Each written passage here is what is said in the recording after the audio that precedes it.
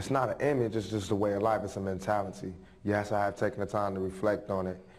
In my reflection, I don't see it as being wrong, I just see it as being a stage that we all go through. You know, it's just like that. For little white kids and rich kids, they get to go to the military academy or ROTC, or they get to take all of this energy and put it into the armed forces. And for a young black male, a young Puerto Rican or Hispanic person, we got to put this in the streets. That's where our energies go. That's the only place we have to put it. So that's where we end up putting it. So that's what I did. I don't feel like what I did was so evil. I just feel like the way I was living and my mentality was a part of my progression to be a man. I really did believe at one point, up until I got shot, that no black person would ever shoot me. I was their representative. I believed that, you know, I didn't have to fear my own community. You know, I was like, I represent them. I'm their ambassador to the world. They would never harm me. They would never rob me. They would never do me wrong. But as proven by this false rape charge, as proven by the gunshots, as proven by a lot of the comments you read in the news and in the media, that's not true. You know, I'm just one man. So I just thought about how it would change. What would I do? How can I make them sorry that they ever did this to me? You know what I mean? How can I come back like 50 times stronger and better? Prison kills your spirit, straight up. It kills your spirit. There is no creativity, there's none of that. You know, I see a lot of it in other prisoners. They got artists in here, they got poets in here, you know, but as far as me, it just killed my spirit. I couldn't write. I only recently started writing, and besides, it really inspired creativity. Me Against the World was all out of my heart. You know, like as close to telling the truth and selling records as I could possibly get. Most of my music is like that. If you look back over past albums, I just try to speak about things that affect me and about things that affect our community. And I try to do it from a viewpoint of the watcher. Sometimes I'm the watcher, sometimes I'm the participant, and sometimes it's just allegories or fables that have a moral or have a theme, underlying theme in it to do it. You know, stories, you know, like Raw Human Needs, Lorraine Hansberry with Raisin in the Sun. I want to do that to my music. That's how I like to do it. I mean, I don't understand how Dolores Tucker and Bob Dole and all these other dudes, how they can say like we got gangster music. I never even classify my music as gangster music. And if you really, I know they haven't listened to my tape. I know somebody geesed them up to go attack Tupac. And now what it does is they attacked a few famous rappers, and now them themselves are famous. I don't see how she can say she's helping the black community and strike back at us. We are the black community, you know, we are a part of the black community. But as far as the lyrics, you can look at lyrics in my album, any album, and I'll pick out lyrics and I'll shut them up on all their points. You can look at my recent album, Me Against the World, the title song, Me Against the World, where it has lines that says like, can you picture my prophecy? Stress in the city, the cops on top of me. The projects is full of bullets, though bodies is dropping. There ain't no stopping me. Constantly moving while making millions. Witnessing killings, leaving dead bodies in abandoned buildings. Can't reach the children cause they illin'. Addicted to killing and the appeal of the cat pilling. Without feeling, but will they last or be blasted? Hard-headed bastard. Maybe he'll listen in this casket. Now how does that glorify thug life or gangsterism? I don't see how that does it. I don't understand how that could be, how you could say, you know, we're the cause of all this violence. Not born in prison. My mother was pregnant with me while she was in prison. And a month after she got out of prison, she gave birth to me. So I was cultivated in prison. It's, you know, that's my homie. My mom's is my homie. We went through our stages, you know, where first we was mother and son, then we was, you know, when we was born, it was mother and son. Then it was like drill sergeant and cadet, you know. Then it was like dictator, little country. Then, after I moved out and I was on my own, came back and was like some prodigal son type of thing, where now, you know, she respects me as a man, I respect her as a mother for all the things, all the sacrifices she made. So she's really my friend. You know, it's like, it's not just me. I think all young black males and all Hispanic males, really all males period, but especially from that ghetto lifestyle, we have a deep love for our mothers because they usually raise us by themselves, you know, so you always feel closer to your moms. Even back in the day, they had, I always love my mama. It's been going on for years.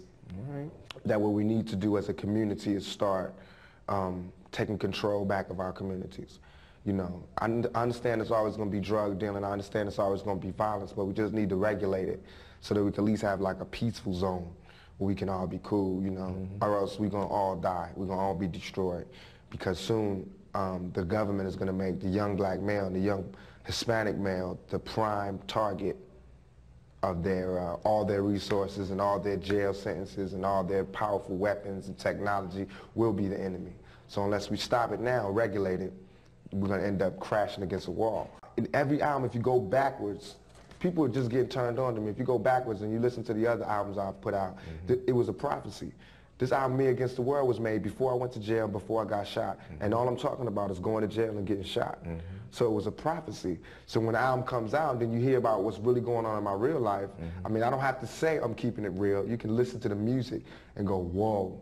You know what I mean? He said that. If I die tonight, he said that. In Outlaw, where I said some dudes in a mask coming to shoot me, I said it, you know what I mean? And it ain't easy. I'm talking about being in jail. You know what I mean? And the judge not letting me out on bail. I mean, I said all of these things, and then it happened. My music does not glorify any image. My music is spiritual if you listen to it. It's all about emotion. It's all about life. And it's, where other rappers, not to diss nobody, but where other rappers might, you know, paint a perfect picture of themselves, or, you know, whatever, I tell my this young boy, the moment he's born in the world, mother, you don't have no time to bond your baby to you by putting that baby on your breast. That's what your breast is for. It's not for his father. It's for him. But you got more grown men on your breast than babies. You rearing your baby on cow's milk and not your milk. Boy, boy, boy. So the baby got a better relationship to the cow than to you. Economic situation has so degenerated in the last 30 years that now you gone from the house. 7 o'clock in the morning, the children are hardly up and ready to go to school. You got to be at work 9. The children got to be at school 9. So you leave the house before the children. Sometimes you don't even take time to make a breakfast for them. They got to go and get the Kix box and the Rice Krispies box. And if there's no box there, they got to go out in the street hungry because you ran off. Or you tell their older sister, fix them something. I got to go to work, baby. So you out of the house. The child don't have no guidance from you. Talk to me, mother. You're too busy with your career. Doctor so-and-so, lawyer so-and-so, business person so-and-so, and your children going to hell because you're allowing somebody else to take your responsibility that nobody else can do. Daycare can't do what your care can do. People sometime in daycare have no relationship with the child whatsoever. It's a cold money thing. Pick your child up in the evening when you come back from work. How are you, darling? How have you been today? Fine. Pick your child up and go home. Ain't nobody there cooking any food. Throw some little nasty TV dinner in the oven and plop it down on the table, this denatured madness. Or come on, children, let's go to Wendy's or McDonald's. When in the hell have McDonald's and Wendy's been able to give your children a balanced meal that would give them health? That's your duty, mother, and you're not there. When the child meets his buddies got more control over him than you. So when you come home and say, I don't want you playing with that boy cusses, that boy this, that boy that, they say, oh, ma, shut up. Or they'll walk on out.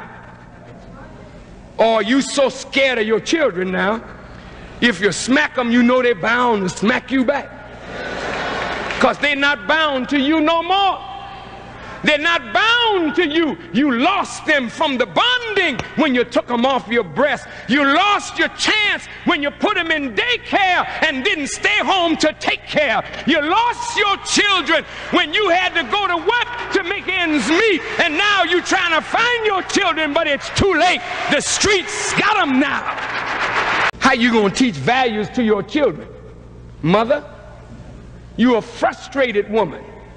No man in your life at all. Plenty of babies in your life, but no man. You ain't looking out for the children. You're looking out for some happiness. Oh, I saw this sharp man. I was at the disco, honey. This old fine, foxy dude came on up. And my children was home looking at TV. They burned up in a fire while I was in the disco shaking my backside. Oh, come on, baby. Look at you, mother. You bring the boy home from the disco. Bring him into your bed. Your children get up and see you. Hear you in the night with a different man tonight, another man tomorrow, another man the next night. How in the hell do you think a young boy feels when he sees another man on top of his mother? These young men ain't bad. They've been nurtured by the streets. And when you leave them in the home, you tell them, turn on the television. What is there on television to nurture any decent values in them? When they're looking at the television, they learn about what it's like to ride a nice car, live in a nice home, and then they look at where they live. Then somebody offers the young man a chance to sell drugs, and he don't see no other alternative. This is all part of the conspiracy to destroy young black men. The English are the smartest Caucasians in the world. The American devil or white man will trick you 95%, deceive you 95%, but that English white man will deceive you 100%. He's the smartest of them all. When he knew that the wave of freedom was coming in Africa, the British got in front of it. So you want freedom in Nkrumah? Let's not fight. I do say, let us not quarrel. We will give you independence. Let us plan a marvelous ceremony. And we will pull down the Union Jack. That's the British flag. And you design your own flag, and on that glorious day, you run up your flag and we'll take down ours. And we will leave, and you will still be a part of the Commonwealth. Now they know they trained you in their school. So when they step out, you step in with the same mind of your oppressor. So you like to live in the state house that the colonial master lived. You drive the big car like the colonial master did. You stop thinking about good for the people and you think about material wealth for yourself. Then the European intelligence forces begin to destabilize your little economy because the white man made sure to ruin the economy before he left Africa. But now you're an independent black man with a place in the United Nations, but you ain't got no power. Then, brother, a few years later, the white man comes right back into Africa and says, after you have 6 coups in 10 years, a coup means they overthrew the leader, which the white man arranges through jealous brothers. You understand? Then he says, I told you, these niggers are not able to rule and govern themselves. We gave them a chance, but look at how they act. And so today, under neo-colonialism, the white man of Europe is still the boss in Africa.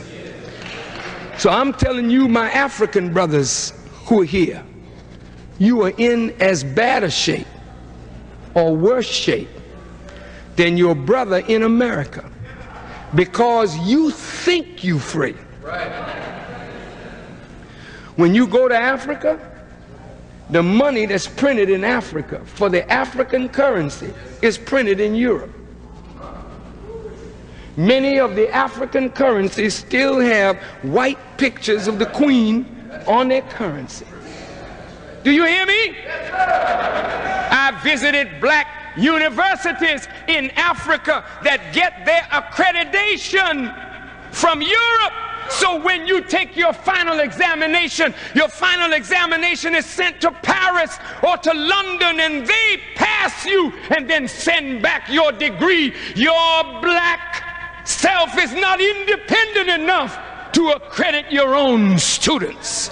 When we want to talk to Africa, we got to talk to Africa through London, through Europe. When we want to send a picture to Africa, it hits a satellite belonging to Europeans and then down on Africa. Africa is not independent. Africa is nothing more than a large continued vassal of Europe and America.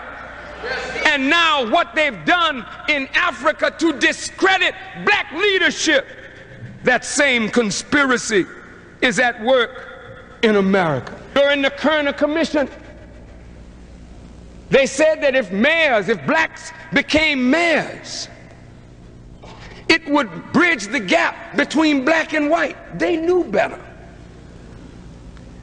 Now we got 6,500 black elected officials out of 500,000 offices. 6,500, all mostly on the municipal and state level. The Caucasians have allowed gang activity, crime, and drugs to flourish on the watch of black political officials. They're trying to show you that your own people are incompetent and unqualified to run government. Look at Gary, Indiana. Mayor Hatcher was the mayor there for approximately 12 years. The moment he became mayor, white folks moved out and took the tax base with them. So the mayor couldn't deliver the services. Look at Robbins. Look at Phoenix, Illinois. Look at the little black townships. Then they bring you out and show you as corrupt. Mayors in Mississippi being pulled down for things that whites have been doing for years.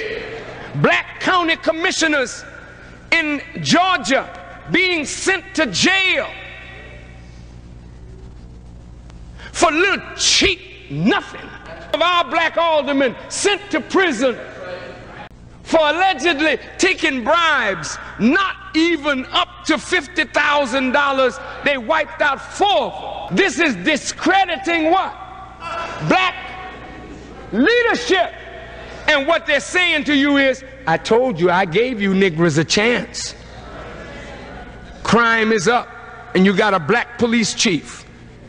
The school board, and the schools are falling apart, and you got a black man as the head of the school board.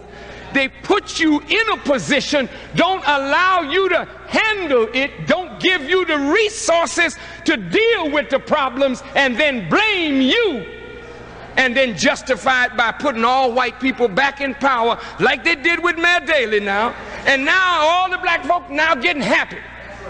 Things are running better now. Now in Washington, D.C., it is called the murder capital of America. Every day the media shows black people killing one another just yards away from the seat of government. This is an embarrassment to the United States. This is taking place with a black mayor, a black police chief, and a black administration. So the government of the United States is moving to take over the city. One black city councilman said, bring in the National Guard. And now the National Guard sits poised right outside of Washington in Virginia. They brought up federal marshals out of Louisiana, and under Mr. Bennett, the dope czar, 274 black people's homes pardon me, were invaded. They kicked in the doors on the pretext that these people were selling drugs. They took the people's furniture, set it out on the street in the rain. Now 274 people that had a home are now homeless, being denied due process, put out on suspicion. A woman in California was arrested because the police came in her house and saw her sons holding guns in a picture, saying that she promoted gang activity. Now, you young brothers, if they walked into a white man's house and the whole family was in fatigues, in a picture on the wall, and they had been out on maneuvers, which they do, with automatic weapons, which they have, and they're teaching their 8, 9, and 10-year-old boys to shoot, and they had a picture of the family with weapons on the wall, white folk would go in, see that, and don't say nothing. But you, when they see you, they said, this nigga is learning how to shoot so he can one day get back at me for what we did to him and his people. That America is getting older and grayer because their birth rate is down. Did you know that? You did? Did you know that 6 out of every 10 black people are below 30 years of age? Do you know what that means? That as white folks are getting older with a smaller young population, we are getting younger with a stronger youth population. Which means if we continue to have babies at the rate that we're having them, in less than 100 years, we will be the majority population in America. And so, the enemy has planned it so well that he now has engaged the movie producers, the television producers, to show you as a savage. You are so happy to be in Hollywood. You don't understand what they're doing to you. Death Wish 2, Death Wish 3. All about a white man whose daughter and wife was raped by a group of white boys.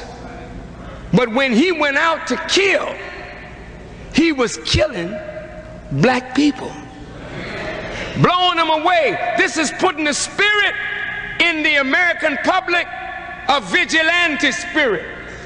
And right on top of that, the National Rifle Association sells more guns to white people, showing you young brothers with your bandanas, with your cool walk. Hey, mother.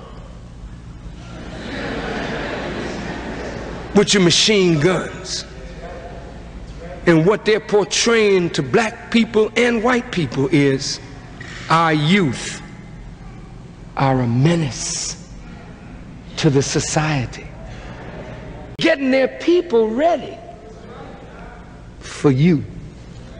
Last night on television, an ABC special called The Right of the People.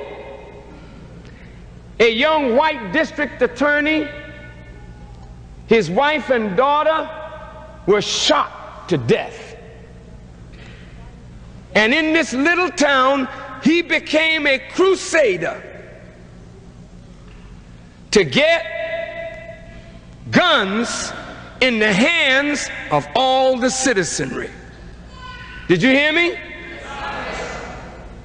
How many of you saw it? Just a few. Well, let me say this, that in that movie, this man made some statements that were so profound, because the man said this to a white girl who was trying to talk him out of getting everybody armed. He said, look, they are poor and there's no way out of poverty for them. And because they are poor and black, and we are white with a few privileges, we can't stand by and let the poor rise up and kill us. Revolution is not started by the gun, it is stopped by the gun. You see women on the firing range now in the movie, and the target is black. Did you hear me, brothers? The target is black.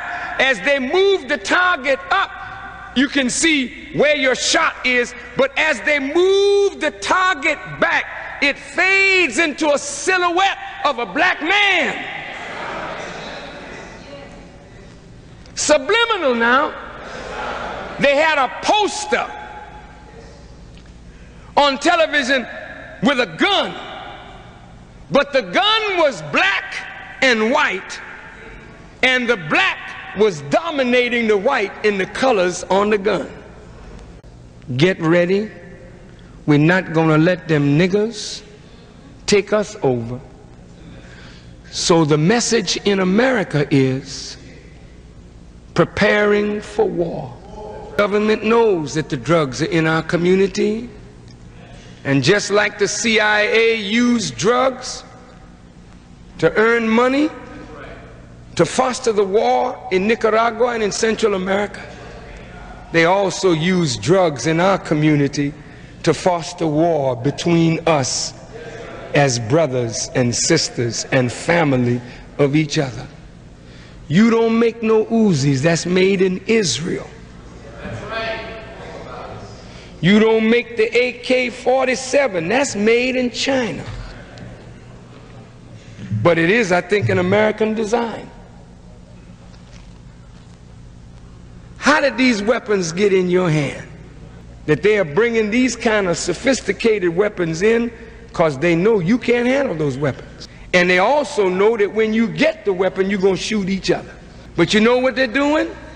They're creating the environment to say the thing is out of hand. We have to call in the National Guard. We have to call in the federal troops.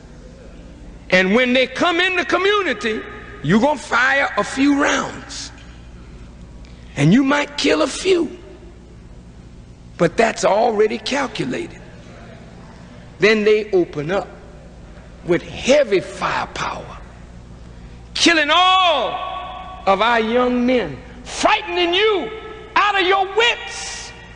Would you, after that white woman has been used all throughout history to trap and trick and destroy the black man, why would you leave your black woman and pick up that stringy-head blonde and take her on your arm?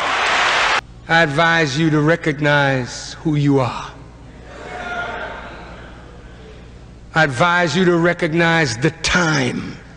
It is the time of the rise of the black man into his original and rightful place, and the enemy don't want you to take your place. I advise you to look at yourself, not those who live on a street or in a particular neighborhood, but every time you see another black man, that's your brother, That's your brother. That's your people. You do not kill your brother. If you gotta kill anybody, kill those who would harm your brother. To see the value of your life and the value of the lives of our people, and come into the knowledge of yourself and be yourself, and do not give the enemy justification for his evil intentions to do to you what you saw the Chinese government do to their own people, that they will slaughter their own kind to stay in power. What will our open enemy do to us, since they have never regarded you and me as citizens? As the Chinese government is saying that the students are armed, and the Chinese government is calling them counter-revolutionaries and thugs to justify killing them, how will you be shown to the world by the American press? Destroying one another and destroying property, acting savage in your hatred of self and each other. Why, you are the generation that will bring liberation to our people. You are the generation that the prophets wrote of when they said, I will bring a people from a far country who will not speak this language, who will not love neither silver nor gold. Their whole purpose will be to lay the enemy low. In the Quran, we desire to show favor to those who were oppressed, and to make them examples, and to make them the inheritors, and to establish them in the earth, and to show Pharaoh and Haman and their hosts that which they feared. God wants to establish you and show the government and their armed forces the very thing that they feared. It is written that you're going to stand up an exceedingly great army. The dry bones in the valley are going to stand up an exceedingly great army. You can't stand up as an exceedingly great army except there's a commander that will call you to the order of battle. They see Public Enemy, a wonderful group of brothers, fearless, for the first time entertainers, putting a strong message in their rap. You gotta fight the power. So they want to break up Public Enemy, destroy Public Enemy, so that the other rappers will not try to put the right message in the rap. But it's too late, white folks. If we want to take our brothers away from selling drugs, we got to give them a better way. Not just tell them say no to drugs. Give them a better way.